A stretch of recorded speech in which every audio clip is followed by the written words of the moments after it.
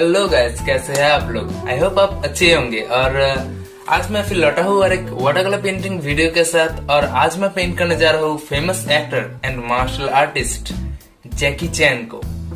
और आज मैंने इनका पोर्ट्रेट पेंट किया क्योंकि ये मेरा बहुत ही फेवरेट एक्टर है। क्योंकि इनका जो मूवीज है, मूवीज पे एक नेचुरलिटी है। जो उनका कुंफू का जो मूवीज है उनमें एक नेचुरलिटी है। उनका जो ट्रेनिंग है, ट्रेनिंग पीरियड्स मुझे देखने में बहुत अच्छा लगता है। और अगर आपको भी इनका मूवीज अच्छा लगता है तो प्लीज कमेंट कीजिए और वीडियो देखिए, वीडियो पूरा जरूर देखना। अगर वीडियो पसंद आए तो प्लीज लाइक कमेंट शेयर जरूर कर देना। और प्लीज मेरे channel CF creation bye 5 senses को सब्सक्राइब कर लेना, उस लाल वाले सब्सक्राइब बटन को दबा के। और उसके बगल में जो बेल आइकन है उसको भी ऑल पे दबा देना, ताकि आने वाला मेरा अगला वीडियोस आपको सबसे पहले मिल सके।